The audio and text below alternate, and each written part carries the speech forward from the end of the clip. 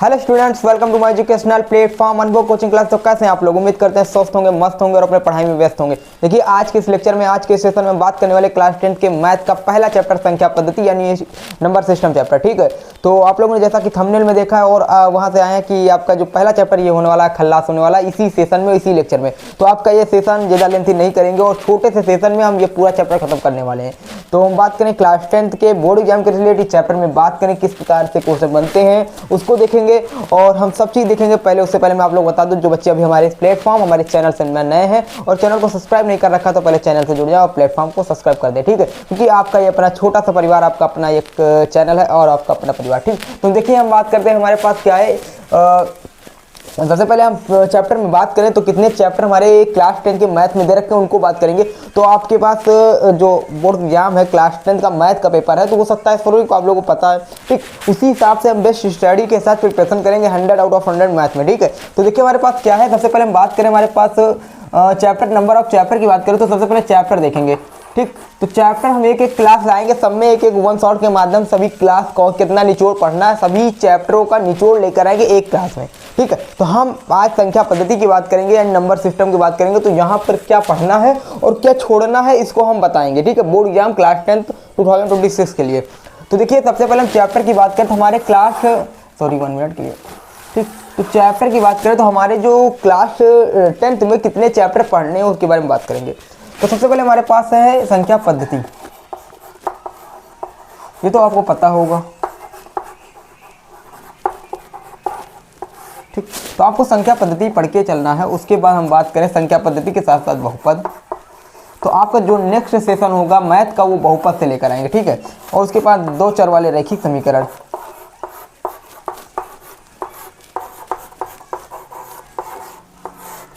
दो चर वाले रैखिक समीकरण।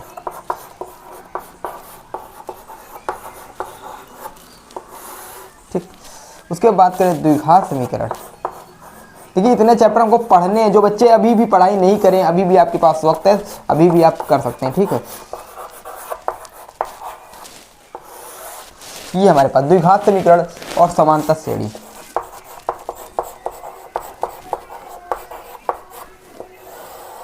देखिए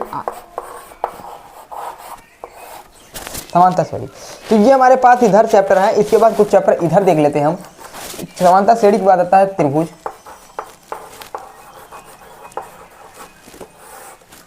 उसके बाद जो अगला चैप्टर होगा निर्देशांक ज्यामिति।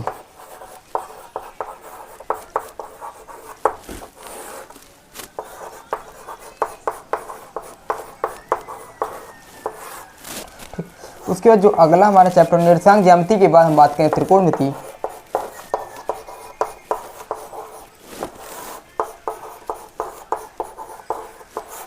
एंड नेक्स्ट चैप्टर हमारा है एप्लीकेशन ऑफ ट्रिग्नोमेट्री यानी अब त्रिकोणमिति के अनुप्रयोग। त्रिकोणमिति के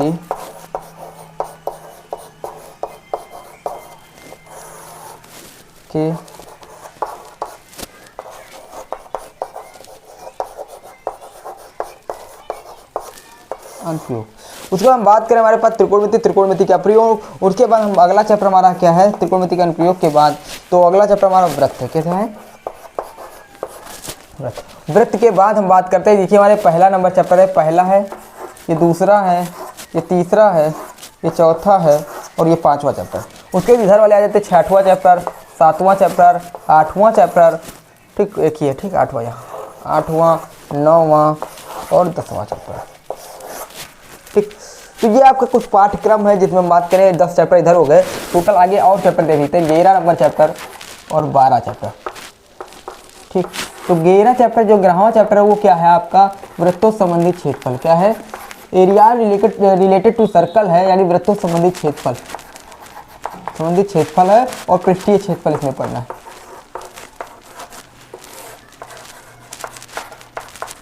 ठीक, उसके बाद जो 13 नंबर का चैप्टर है, 13 नंबर आपका जो चैप्टर है वो है सांख्यिकी। क्या है? सांख्यिकी।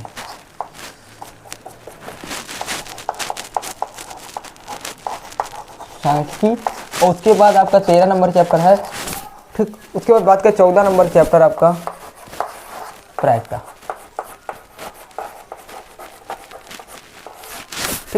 तो ये हमारे पूरे चैप्टर है, पूरा मैथ है। मैथ में जितने चैप्टर सबका हम 14 क्लास लेंगे, 14 क्लास है, 14 क्लास, सब में हम एक सेशन में आपको पूरा चैप्टर निचोड़ बताएंगे। ठीक, क्या क्या पढ़ना है, क्या क्या नहीं पढ़ना, कौन से क्वेश्चन इंपॉर्टेंट रहने वाले इस चैप्टर से, तो हम सब बताएंगे। ठीक है, तो अभी भी आप लोग नहीं जुड़े हमारे प्लेटफॉर्म से, तो अभी भी आपके पास वक्त है। इस चैनल, इस परिवार आपका अपना ये छोटा सा परिवार है, इससे जुड़ जाइए और जुड़कर चैनल को सब्सक्राइब कर दीजिए। अपने मित्र मंडली के पास वीडियो को जरूर साझा करिएगा। ठीक है, तो देखिए हमारे पास ये इतने चैप्टर है। सबसे पहला चैप्टर हमारे पास है संख्या पद्धति, जिसके बारे में आज डिस्कस करेंगे। उसके बाद हमारा बहुपद है, दो चर वाले रेखीय समीकरण है, द्विघात समीकरण है, समानता श्रेणी है। यानी आपके ये 5 चैप्टर आपके क्लास 10 के लिए इधर है। ठीक, उसके बाद बात करें त्रिभुज है, 6वां चैप्टर, और निर्देशांक ज्यामिति है, त्रिकोणमिति है, एप्लीकेशन ऑफ ट्रिग्नोमेट्री यानी आपका जो ट्रिग्नोमेट्री यानी त्रिकोणमिति का अनुप्रयोग है, और वृत्त है, सर्कल है। ठीक, एरिया रिलेटेड टू सर्कल यानी वृत्तों संबंधित क्षेत्रफल है। उसके बाद पृष्ठीय सरफेस एरिया, ठीक, सरफेस एरिया पृष्ठीय क्षेत्रफल वाला चैप्टर, 12वां चैप्टर। उसके बाद स्टैटिक यानी सांख्यिकी, प्रोबेबिलिटी यानी प्रायिकता। आपके टोटल 14 चैप्टर है। अगर इंग्लिश मीडियम से तो तभी हम बात करेंगे। ठीक है, तो ये हमारे पूरे 14 चैप्टर है। ठीक है, जिसमें हम आज बात करेंगे संख्या पद्धति के बारे में, नंबर सिस्टम के बारे में। तो नंबर सिस्टम के बारे में बात करें तो पहला चैप्टर होने वाला, तो जो बच्चे अभी भी नहीं पढ़ाई करें तो अभी भी जुड़ सकते हैं, मिटा दें चैप्टर को। ठीक, तो कोई भी क्लास का बच्चा है अगर नंबर सिस्टम के बारे में पढ़ना चाहता है तो ये क्लास उनके लिए है, कोई इसमें जो नहीं, क्लास 10th वाले बच्चों के लिए है। ठीक, किसी भी क्लास का कोई भी एग्जाम हो, किसी भी एग्जाम की आप प्रिपरेशन करते हो और नंबर सिस्टम के बारे में आपको नहीं पता, तो आज इसके सेशन में हम नंबर सिस्टम को देखेंगे। तो नंबर सिस्टम है संख्या पद्धति। तो सबसे पहले हम बात करें नंबर सिस्टम के बारे में। हमारे चैप्टर का नाम है नंबर सिस्टम, तो हम डाल देते हैं नंबर सिस्टम। कोई भी क्लास हो, हम ये नहीं कहते क्लास 10th वाले। ठीक, हमारे क्लास में कोई भी बच्चा देख सकता है, कोई जो नहीं क्लास 10th, हाँ ये क्वेश्चन जब बताएंगे तो वो क्लास 10th के लिए जरूरी है, क्योंकि ये सेशन चैनल क्लास 10th वालों के लिए। ठीक है, और क्लास 9th वाले, 8 वाले, 6, 7, 8, 9, 10, 11, 12 कोई भी बच्चा हो अगर देख रहा है तो सेशन देख सकता है, क्योंकि नंबर सिस्टम को पता होना चाहिए कैसे प्रकार नंबर होते हैं। तो सबसे पहले हम नंबर सिस्टम की बात करें तो हमारे पास, जिसे हिंदी में कहते हैं संख्या पद्धति, क्या कहते हैं, संख्या पद्धति। अब भैया संख्या पद्धति कहते हैं, तो संख्या पद्धति में आपके नंबर होते हैं। सबसे पहले हम नंबर की बात करें तो हमारे पास आते हैं नंबर, कौन से आता है, सबसे पहले हम नंबर की बात करें तो हमारे पास होते हैं प्राकृतिक संख्या। क्या होती हैं,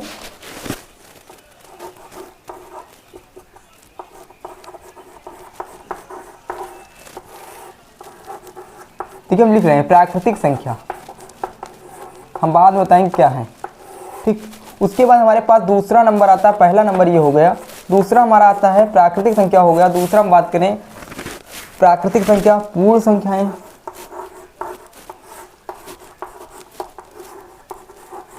इंग्लिश में भी बताते चलेंगे, प्राकृतिक संख्या को नेचुरल नंबर कहते हैं। क्या कहते हैं, नेचुरल नंबर। ठीक, नेचुरल नंबर। और पूर्ण संख्या को कहते हैं होल नंबर।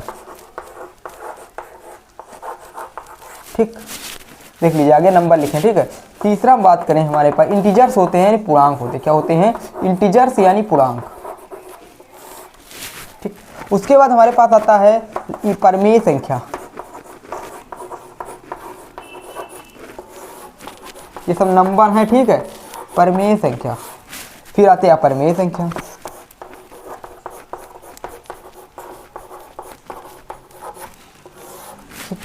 अपरिमेय संख्या। उसके बाद इधर थोड़ा चले आते हैं, अपरिमेय संख्या थोड़ा नीचे दिख रहा हो। उसके बाद हम बात करें अपरिमेय संख्या के साथ साथ आते हैं सम संख्या। देखिए नंबर के बारे में पता, क्योंकि चैप्टर का नाम ही है, पहला चैप्टर है संख्या पद्धति। संख्या पद्धति में हम सबसे पहले नंबर के बारे में देखेंगे, कौन से नंबर होते हैं, यानी नंबर सिस्टम में संख्या पद्धति, संख्या के पद्धति को देखेंगे, किस प्रकार के नंबर पाए जाते हैं आपके। उसके बाद हम देखेंगे क्या क्या पढ़ना है क्लास 10th के लिए। ठीक है, उसके बाद संख्या के बारे में। उसके बाद हमारे पास आता है विषम संख्या। ये ये क्लास है सभी बच्चों के लिए। ठीक, विषम संख्या। ठीक, इधर हो गया। उसके बाद इधर चलते हैं 5, 8 नंबर पे आपका है विषम संख्या, भाज्य संख्या है।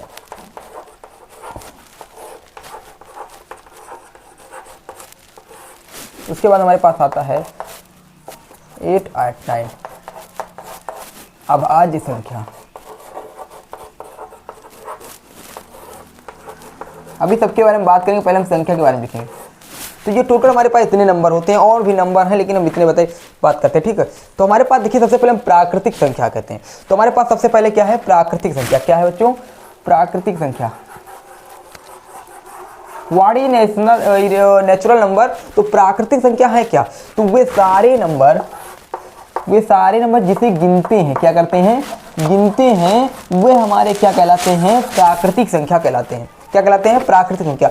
जितने भी नंबर आपके हैं जिसे हम गिनते हैं, 1 2 3 4 5 6 7 8, यानी गिनती के लिए में काम आते हैं, जिसे हम काउंट कर सकते हैं।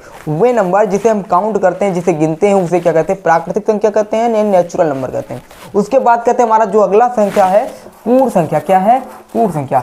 यदि हम क्या करें, प्राकृतिक संख्या में यानी नेचुरल नंबर जो हमारे पास है, ठीक है, उसमें हम जीरो को शामिल कर ले, ठीक है, तो हमारे क्या हो जाते हैं, आपका क्या हो जाता है, पूर्ण संख्या बन जाती है। जैसे हमारे पास पहले हम गिनती कहाँ करते हैं, 1 से गिनते, 1 2 3 4 5 6 7 8 9 10, ठीक। वो अगर इसमें हम जीरो को सम्मिलित कर ले, यानी जीरो से गिनती गिनना चालू, 0 1 2 3, ठीक, तो ये हमारे पूर्ण संख्या हमारी कंप्लीट होगी, होल नंबर, ठीक।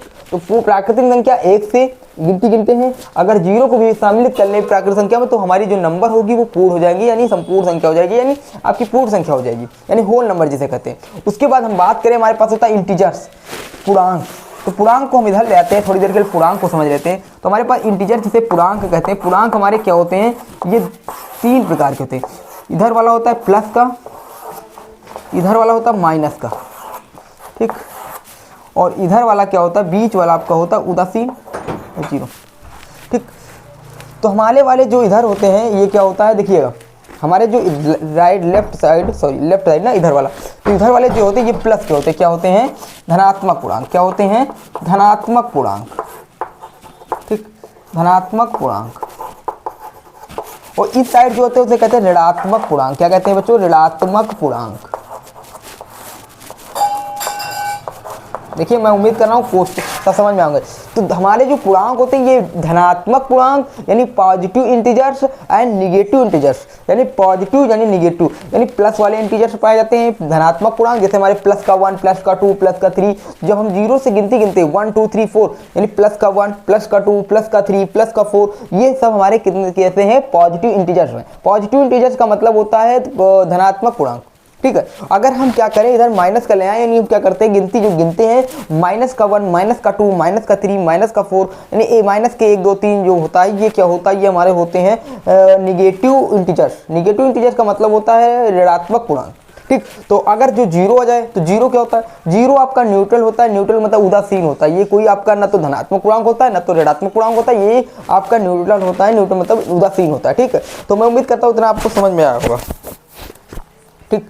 तो हमारे पास पूर्णांक इंटीजर्स को हमने समझा। इंटीजर्स हैं क्या, तो इंटीजर्स क्या होते हैं, क्या होता है negative integers and positive integers. Negative में क्या होता है, आपका ऋणात्मक के चिन्ह के साथ आता है, और पॉजिटिव में क्या होता है, धनात्मक चिन्ह के साथ, यानी प्लस के साथ, इधर माइनस के साथ, और जीरो आपका उदासीन है, ठीक है। तो हमने बात किया पूर्णांक के बारे में, पूर्णांक आपको समझ में आया होगा। उसके बाद चलते परमेय संख्या और अपरमेय संख्या, क्योंकि आपका जो चैप्टर संख्या पद्धति जिसमें आपको परमेय अपरमेय के बारे में ही पढ़ना है, ठीक है। आपको पढ़ना क्या है, परमेय और अपरमेय के बारे में। चलते हैं परमेय और अपरमेय के बारे में।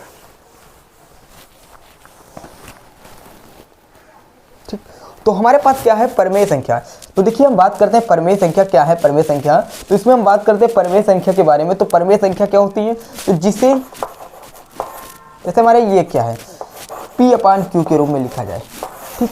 ये हमारे पास P/Q है, क्या है बच्चों, P/Q। तो वे संख्या, वे नंबर जिसे हम P/Q के रूप में लिख सकते हैं, वे परमेय संख्या कहलाती हैं। यानी हम जिसे क्या कर सकते हैं, बटे के रूप में लिख सकते हैं। क्या कर सकते हैं, बटे के रूप में लिख सकते हैं, उसे क्या कहते हैं, परमेय संख्या। तो हमारे पास क्या है, ये बटे के रूप में P और अंश, यानी अंश और हर के रूप में लिख सकते हैं, अंश बटे हर के रूप में, ठीक।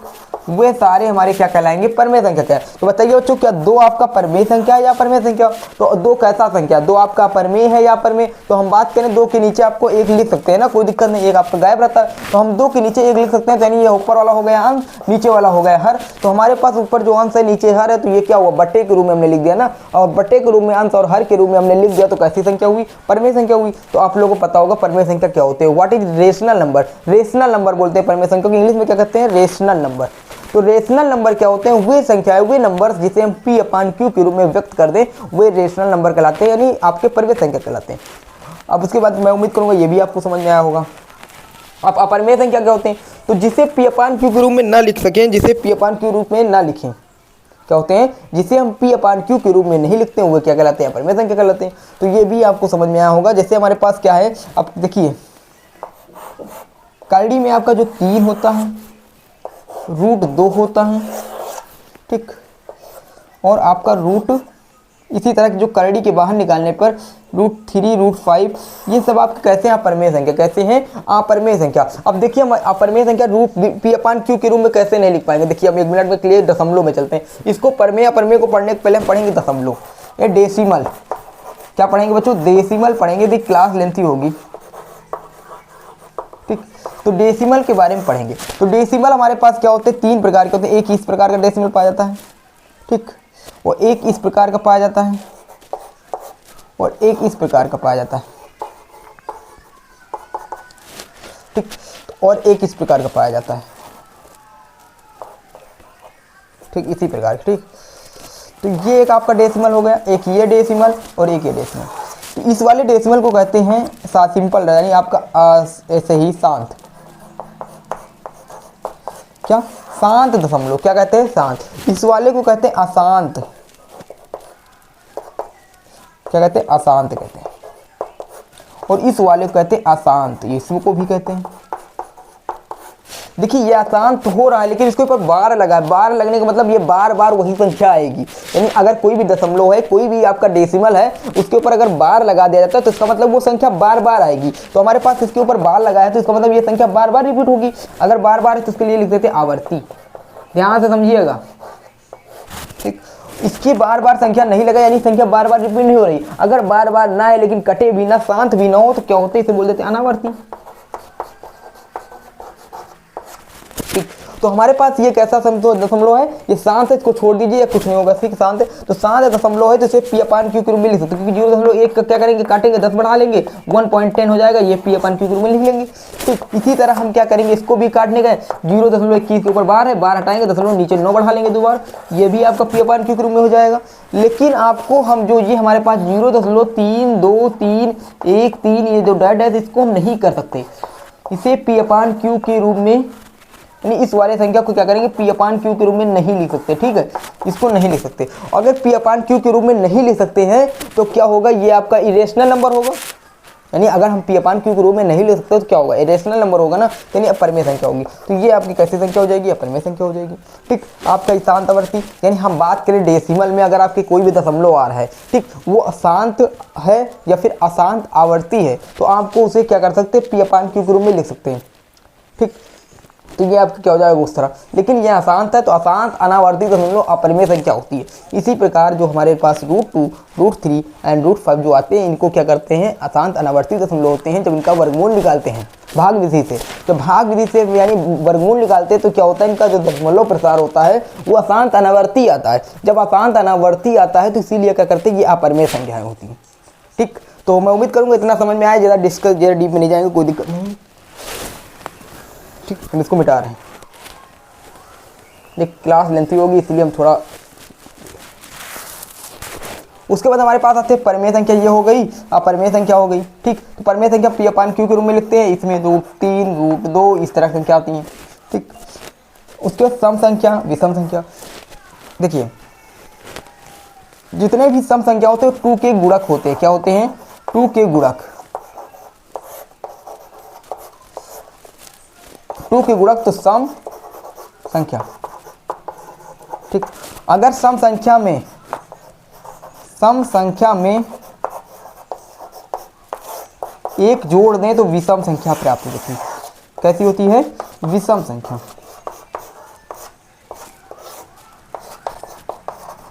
ठीक।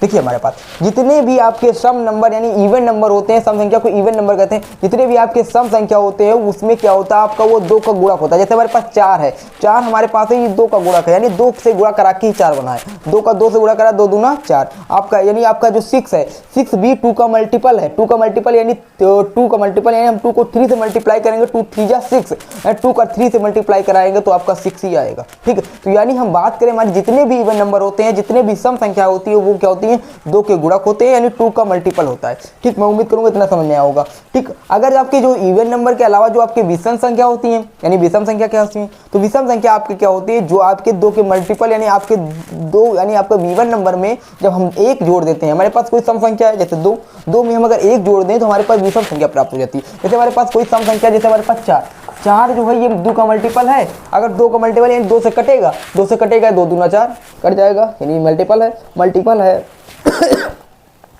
अगर मल्टीपल है तो क्या होगा, ये एक इवन नंबर होगा, सम संख्या होगी। अब सम संख्या है तो अगर इसमें 1 जोड़ देंगे तो हमारे पास क्या होगी, विषम संख्या प्राप्त हो जाएगी, यानी 5 क्या है, विषम संख्या है। अगर हमारे पास कोई सम संख्या दे रखी है, अगर उसमें 1 जोड़ देते हैं तो विषम संख्या प्राप्त हो जाती है। ठीक, मैं उम्मीद करूंगा ये भी समझ में आया होगा। तो हमारे पास जो 2, 4, 6 ये कहते हैं सम संख्या हैं, और जो आपके 3, 5, 7 ये आपकी कहते हैं विषम संख्या है। ठीक, उसके बाद करते हैं विषम संख्या हो गया अभाज्य संख्या, भाज्य संख्याएं क्या होती हैं, भाज्य, उधर बात करते हैं अभाज्य। देखिए भाज्य और भाज्य में क्या है, इसमें जो फैक्टर होता है, फैक्टर कितने का होता है। ठीक, इसमें जो फैक्टर होता है वो फैक्टर कितने का होता है, इसमें गुणनखंड क्या आते हैं कि तो वही संख्या, जैसे हमारे पास 3 है, 3 का जब फैक्टर कहेंगे 3 एकम 3, तो आपका 3 और 1 ही आ रहा है, क्या आ रहा है, 3 और 1। गुणनखंड क्या होता है, 3 और 1 वही संख्या आ रही तो 1 आ रही, तो ये कैसी होंगी, सॉरी गलत हो गया, अभाज्य में ना ये। ठीक, अभाज्य में। ठीक, तो इधर देखें, तो हम इसका 3 का फैक्टर करेंगे तो 3 एकम 3, तो हमारे पास 3 और 1 आ रहा है, या तो वही संख्या आ रही है यानी 3 ही आ रहा है, ओके तो 1 ही आ रहा है। तो यानी जब अभाज्य संख्या 2 ही प्राप्त हो, जब अभाज्य संख्या 1 और वही संख्या प्राप्त होती है, जब गुणनखंड फैक्टर वही प्राप्त होते हैं, तो इससे संख्या क्या होती है, अभाज्य संख्या क्या होती है, अभाज्य संख्या। ठीक, अगर हमारे पास जैसे मान लो दे रखा है 9, या फिर 9 मान लो, ठीक, या फिर मान लो 9, ठीक, क्या है 9 को काटेंगे 3 आ रहा है, 3 त्रिका 9, 3 एकम 3, तो इसमें क्या है, इसको हम कैसे काट सकते हैं, 9 को हम 3 से भी काट सकते हैं, 9 एकम 9, 9 से काट, इसका जो फैक्टर होगा 9 गुणे 1 भी हो सकता है, 3 गुणे 1 भी हो सकता है, यानी का फैक्टर 9 गुणे 1 भी हो सकता है, 3 गुणे 3 हो सकता है, यानी दोनों हो सकते हैं। कैसी संख्या आएगी, यानी 9, 3, 1, 3 संख्या आ रही है, जिसका 3 हो जाए वो क्या होती है, आपका भाज्य संख्या होती है। यानी आप बात करें अगर कोई संख्या खाली स्वयं से कटे और अन्य एक से भी कटे, ठीक है, स्वयं से कटे तो क्या होती है, वो अभाज्य होती है। अगर कोई दूसरे से भी कट रहा है तो वो क्या होती है, भाज्य होती है। ठीक है, तो मैं उम्मीद करूंगा इतना समझ में आएगा।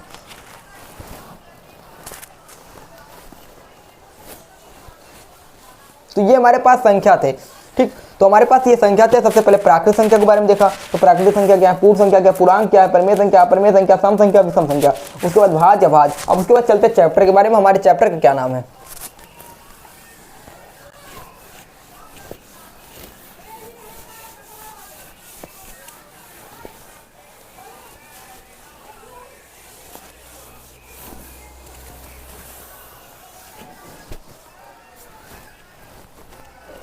देखिए चैप्टर का हमारा क्या नाम है, चैप्टर 1 है,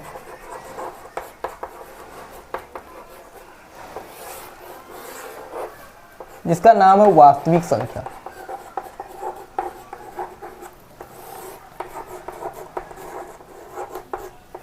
ठीक, चैप्टर 1 क्या है, वास्तविक संख्या। वास्तविक संख्या में बात करें, सबसे पहला क्वेश्चन क्या बनेगा, √3 अपरिमेय संख्या सिद्ध कीजिए। हम देखो